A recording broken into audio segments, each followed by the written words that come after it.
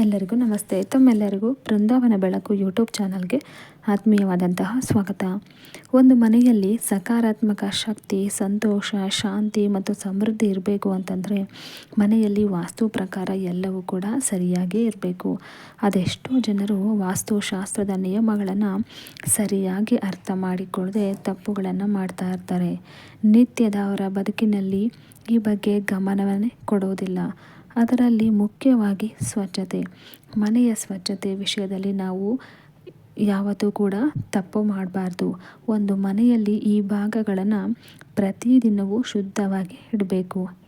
ಇಲ್ಲ ಅಂತಂದರೆ ಲಕ್ಷ್ಮೀ ದೇವಿಗೆ, ಮಹಾಲಕ್ಷ್ಮಿ ಕೋಪವನ್ನು ಮಾಡಿಕೊಳ್ತಾಳೆ. ಹಾಗಾಗಿ ಈ ಒಂದು ಮನೆಯ ಈ ಒಂದು ಭಾಗವನ್ನು ನೀವು ಸ್ವಚ್ಛವಾಗಿ ಇಡೋದ್ರಿಂದ ಮನೆಯಲ್ಲಿ ಸಂಪತ್ತು, ಸುಖ ಅನ್ನೋದು ನೆಲೆಸಿರುತ್ತೆ. ಹಾಗಾದರೆ ಯಾವ ಒಂದು ಪ್ಲೇಸ್ ಅನ್ನೋದನ್ನು ಈಗ ನಾನು ಒಂದು ವಿಡಿಯೋದಲ್ಲಿ ನಿಮಗೆ ತಿಳಿಸ್ಕೊಡ್ತೀನಿ. ಮನೆ ಮಾಡಿಕೊಂಡ್ರೆ ಸಾಲದು, ಅದನ್ನು ನಾವು ಶುದ್ಧವಾಗಿ ಇಟ್ಕೋಬೇಕು. ಮನೆ ಎಷ್ಟು ಸ್ವಚ್ಛವಾಗಿರುತ್ತದೆಯೋ ಮನೆಯಲ್ಲಿರುವವರ ಮನಸ್ಸು ಕೂಡ ಅಷ್ಟೇ ಸ್ವಚ್ಛವಾಗಿರುತ್ತೆ ಅಂತ ಕೂಡ ಮಾತಿದೆ.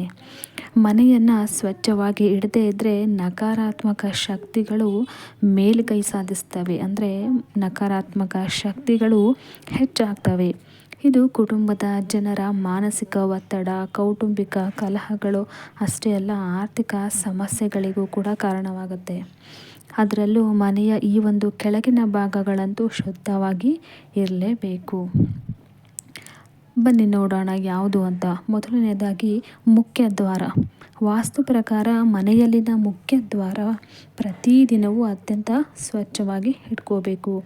ಇದು ಸಕಾರಾತ್ಮಕ ಶಕ್ತಿ, ಸಂಪತ್ತು ಮತ್ತು ಅದೃಷ್ಟ ಮನೆಯೊಳಗೆ ಪ್ರವೇಶಿಸುವಂತಹ ಜಾಗ. ಹೀಗಾಗಿ ಮುಖ್ಯ ದ್ವಾರದ ಪ್ರದೇಶದಲ್ಲಿ ಅಸ್ತವ್ಯಸ್ತ ಆಗಿರಬಾರ್ದು. ವಾಸ್ತು ದೋಷಗಳಿಗಿದು ಕಾರಣವಾಗಬಹುದು. ಆದ್ದರಿಂದ ಮುಖ್ಯ ದ್ವಾರ ಮೇನ್ ಡೋರ್ ಮುಂದೆ ಕಸದ ಬುಟ್ಟಿಯನ್ನಿಡುವುದು ತಪ್ಪಿಸಿ. ಅಲ್ಲಿ ಕಸವೂ ಕೂಡ ಇರಲೇಬಾರ್ದು. ಪ್ರತಿದಿನ ಕಸ ತೆಗೆದುಬಿಡಬೇಕು. ಹಾಗೆ ಬಾಗಿಲು, ಅದರ ಬೋಲ್ಟ್ಗಳು ಮುರಿದು ಇರಬಾರ್ದು. ಕರೆಕ್ಟಾಗಿ ಇರೋ ಹಾಗೆ ನೀವು ನೋಡ್ಕೋಬೇಕು. ಮತ್ತು ಸ್ಟೋರ್ ರೂಮ್ ಸಾಮಾನ್ಯವಾಗಿ ಮನೆಯಲ್ಲಿ ಸ್ಟೋರ್ ರೂಮ್ ಇರುತ್ತೆ. ಅಂದರೆ ಗೃಹೋಪಯೋಗಿ ವಸ್ತುಗಳನ್ನು ಇಡುವಂತಹ ಒಂದು ರೂಮ್. ಈ ಒಂದು ರೂಮ್ ಬಹುತೇಕ ಮನೆಯಲ್ಲಿ ಯಾವಾಗಲೂ ಕೊಳಕಾಗಿ ಇರುತ್ತೆ. ಪ್ರತಿದಿನ ಈ ರೂಮ್ ಕ್ಲೀನ್ ಮಾಡೋದಕ್ಕೆ ಹೋಗೋದಿಲ್ಲ. ಆದರೆ ವಾಸ್ತು ನಿಯಮಗಳ ಪ್ರಕಾರ ಸ್ಟೋರ್ ರೂಮ್ ಯಾವಾಗಲೂ ಕೂಡ ಕ್ಲೀನಾಗಿರಬೇಕು.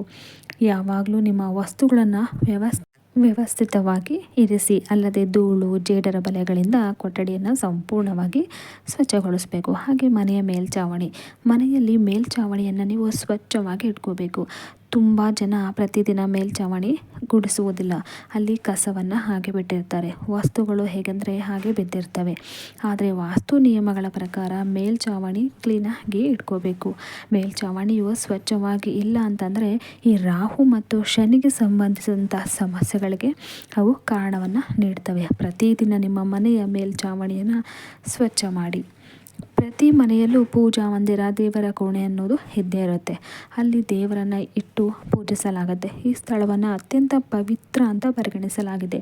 ಇದನ್ನು ಸ್ವಚ್ಛವಾಗಿ ಇಡೋದ್ರಿಂದ ದೇವರ ಆಶೀರ್ವಾದಗಳು ದೊರೆಯುತ್ತವೆ. ಮತ್ತು ಮನೆಯಲ್ಲಿ ಸಕಾರಾತ್ಮಕ ವಾತಾವರಣ ತುಂಬಿರುತ್ತೆ. ಆರೋಗ್ಯ, ಶಾಂತಿ ಮನೆಯಲ್ಲಿ ನೆಲೆಸಿರುತ್ತೆ. ಹಾಗೆ ಮೇನಾಗಿ ಅಡುಗೆ ಮನೆ. ಧಾರ್ಮಿಕ ನಂಬಿಕೆಗಳ ಪ್ರಕಾರ ಅನ್ನಪೂರ್ಣ ದೇವಿಯು ಅಡುಗೆ ಮನೆಯಲ್ಲಿ ನೆಲೆಸಿರ್ತಾಳೆ. ಅದು ಕೊಳಕಾಗಿ ಉಳಿದರೆ ದೇವಿ ಅಸಂತುಷ್ಟಗೊಳ್ಳುತ್ತಾಳೆ. ಇದರಿಂದ ನಿಮ್ಮ ಮನೆಯ ಸಂತೋಷ ಹಾಳಾಗಬಹುದು. ಆರ್ಥಿಕ ಸಮಸ್ಯೆಗಳಿಗೆ ಕಾರಣವಾಗಬಹುದು.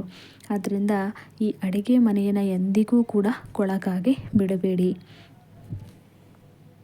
ನೋಡಿದ್ರಲ್ಲ ಸ್ನೇಹಿತರೆ, ನಾನು ಹೇಳ್ತಕ್ಕಂಥ ಈ ಒಂದು ಸ್ಥಳಗಳನ್ನು ಯಾವಾಗಲೂ ಕೂಡ ಸ್ವಚ್ಛವಾಗಿ ಇಡಿ. ಮನೆಯ ಸ್ವಚ್ಛವಾಗಿದ್ದರೆ ನಿಮ್ಮ ಮನೆಯಲ್ಲಿ ಲಕ್ಷ್ಮೀ ದೇವಿಯು ಸದಾ ನೆಲೆಸಿರ್ತಾಳೆ. ಸುಖ, ಸಂಪತ್ತು, ಹಣ ಅನ್ನೋದು ಹರಿದು ಬರುತ್ತೆ. ನೋಡಿದ್ರಲ್ಲ, ಈ ಒಂದು ಮಾಹಿತಿ ನಿಮಗೆ ಉಪಯುಕ್ತ ಅಂತ ಅನಿಸಿದರೆ ನನ್ನ ವಿಡಿಯೋಗೆ ಲೈಕ್ ಮಾಡಿ. ಹಾಗೆ ನಿಮ್ಮ ಫ್ರೆಂಡ್ಸ್ಗೆ, ನಿಮ್ಮ ರಿಲೇಟಿವ್ಸ್ಗೆ ಈ ಒಂದು ವಿಡಿಯೋವನ್ನು ಶೇರ್ ಮಾಡಿ. ಮುಂದಿನ ವಿಡಿಯೋದೊಂದಿಗೆ ಮತ್ತೆ ನಿಮ್ಮನ್ನು ಭೇಟಿಯಾಗ್ತೀನಿ. ಅಲ್ಲಿವರೆಗೂ ಧನ್ಯವಾದಗಳು.